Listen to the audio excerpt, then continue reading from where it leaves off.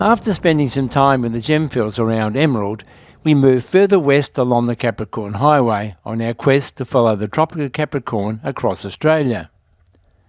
We were now heading for the town of Barcaldine.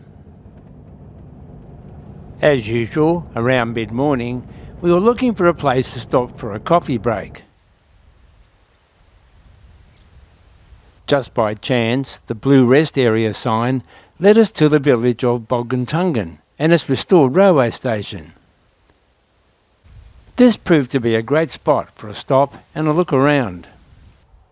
In the early 1880s, it had 28 hotels, several churches, numerous businesses and a racecourse. It was also the site of one of Queensland's worst train disasters. In 1960, the Midlander passenger train heading east to Rockhampton passed over the flooded Medway Creek, just west of the town, when the bridge collapsed. 4 passengers and 3 crew were killed, and 43 people were injured.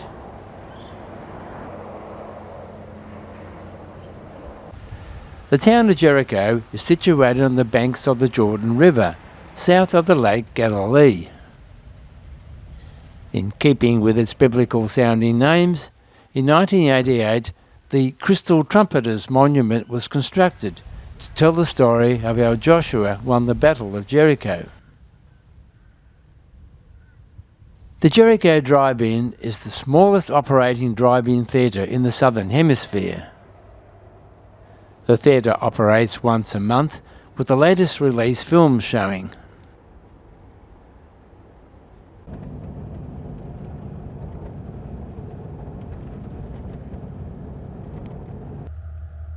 The origin of the name Barcaldine comes from Scotland, when a direct descendant of the Campbells of Barcaldine Castle settled here in the 1860s. Referred to as the Garden City of the West, Barcaldine has an interesting and famous history. In 1891, it was one of the focal points of the Australian Shearers Strike. The landmark Tree of Knowledge, under which the strikers met, stood outside the railway station. The ghost gum grew there for about 180 years until 2006, when it was poisoned by persons unknown. But Barcaldine had no intention of losing its historical landmark. After the tree died, its remains were taken to Brisbane, where it underwent a world's first preservation process. It then returned to Barcaldine, where it was placed under the award-winning canopy. This amazing structure comprises of almost 5,000 individual timbers. It again takes pride of place where it stood for years as a reminder of the men and women who fought for better working conditions. Continuing the theme, Barcaldine is also home of the Australian Workers' Heritage Centre. On the 5-acre complex are 14 buildings housing 22 displays set around a landscape garden and billabong. Within the garden is a tree named the Young'un, the only direct descendant of the Tree of Knowledge.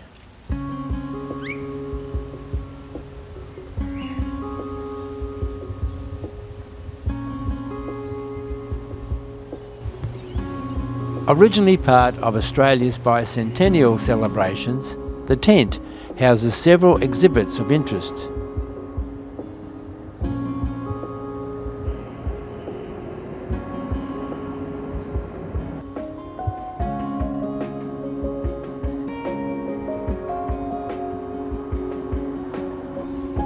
The AWU Shearers Hall is Australia's oldest union office and hall, and was relocated from Longreach. I'm glad this shit will be finished today. That boss of the board is getting crankier every minute. Ducks on the pond, lads. What's your language? The ornate gilded clock commemorates the ending of the Shearers Strike. It was presented to James Christie, who was Sergeant Instructor of the Barcaldine contingent of the Mackay Militia, which assisted in putting down the Shearers Strike. Other displays represent police, teachers, the post office, health workers, electrical and building trades, construction, transport and emergency workers and volunteers.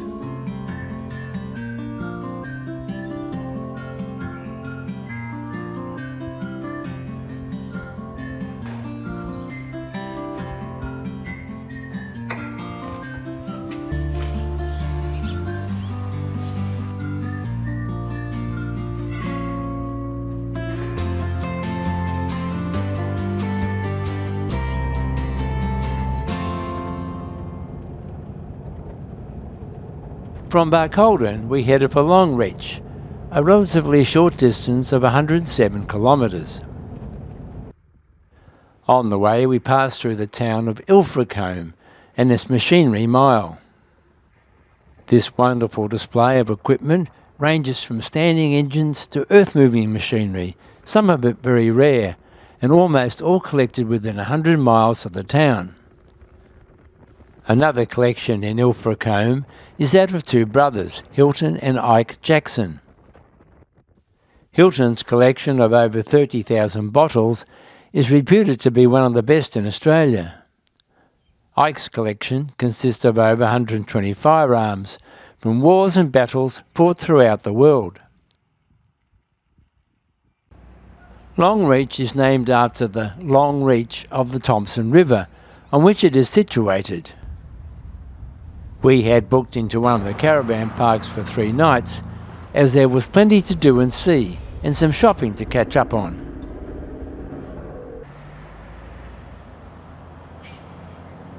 As we were following the Tropic of Capricorn across the country, we were pleased to see that it actually passed through the town.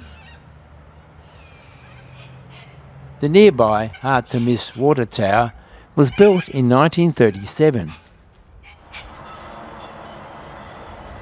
I had been really looking forward to seeing the Qantas Foundation's museum, as I've had an interest in aircraft and aviation since I was a boy. Inside the museum, a replica Avro 504K takes pride of place. This is the first aircraft that Qantas used. It was modified to carry 2 passengers as well as the pilot, and was used by the airline for 5 years.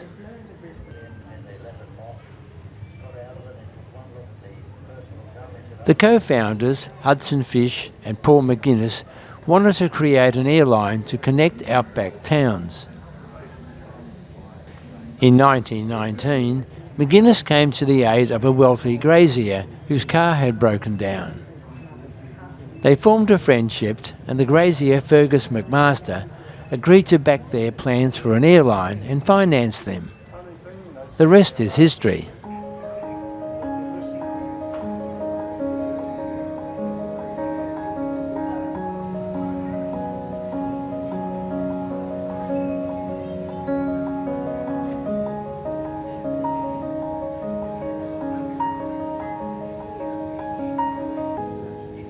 Out the back of the museum is a Catalina flying boat. It was great to be able to get close to one of these iconic aircraft. During World War II, they became the lifeline which helped keep Qantas afloat, as they maintained communications between Australia and the United Kingdom.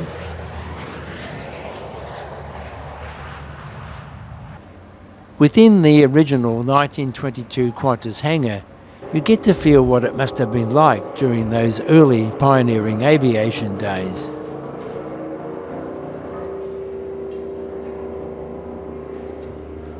In 1924, the 4-passenger de Havilland DH-50 was the first purpose-designed airliner used by Qantas. The DH-50 was the first to have a fully enclosed cabin, which significantly improved passenger comfort. Pilots didn't fare so well. From 1926 to 1929, Qantas built 7 DH-50s in this hangar. The larger DH-61 Giant Moth had a toilet installed, making it the first airliner in Australia to be able to boast such convenience. But again, the pilot was left out in the cold.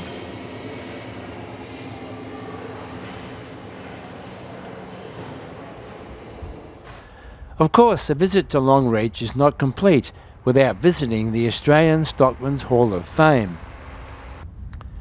The Hall of Fame was established in 1988 to recognise the contribution that the people of the outback have made to Australia. Since its inception, over 1 million interstate and overseas visitors have passed through its doors. And if you don't want to miss out on anything, booking is essential. The films and displays cover all aspects of the outback, from stockmen and cattle barons to the doctors and nurses of the Royal Flying Doctor Service.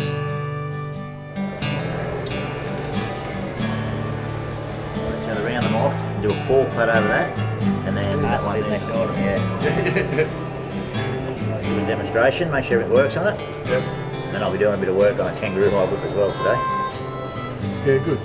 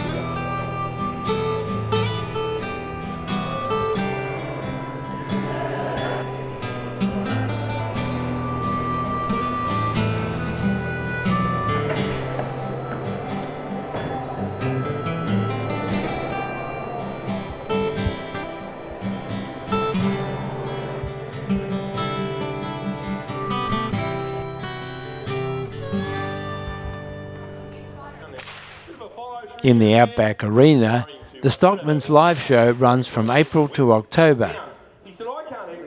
It showcases horsemanship, whip-cracking skills, animal handling, and is generally entertaining.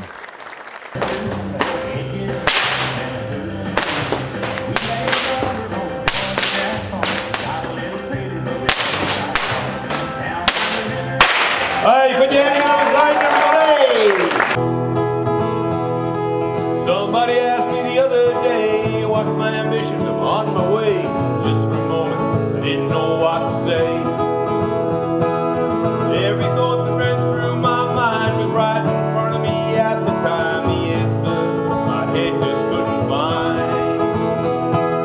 See, I got a great little family and friends that keep me company from day to day. I'm never sure where I'll be. Didn't want to sound smart on me, but it's a lifestyle that keeps me keen. Take a look around, I'm living the dream. I'm living the dream. Yeah, I'm living the dream. I'm living the dream. Won't you take a look around, I'm living the dream. With a young fellow working at the diesel co, he's gonna finish his apprenticeship and say some dough.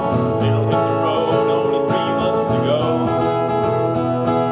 He said he's gonna head up north for a while, get away for the day. He can make a mile and maybe find a girl to give him that certain smile. Got a V8 Ute, she's loaded just right on the bull boss. It's the driving license for the 6-stacker in her. He works on her every night. He'll miss mom and dad and the footy team, but it's something he's gotta do, or so it seems. Take a look around, the boy's living the dream. I'm living the dream. Yeah, I'm living the dream. We're all living the dream. Won't you take a look around, we're living the dream. Well, there we go. Thank you very much, everyone. Thanks for coming out to see the show this morning. I really appreciate that. In our next episode, we visit Bladensburg National Park before spending time in and around Winton in dinosaur country.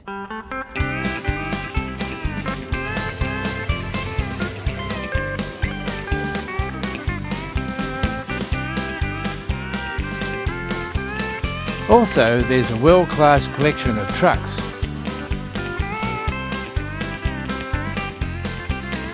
It's then on to the Channel Country town of Boolia, after calling in to what must be the most isolated pub in Australia.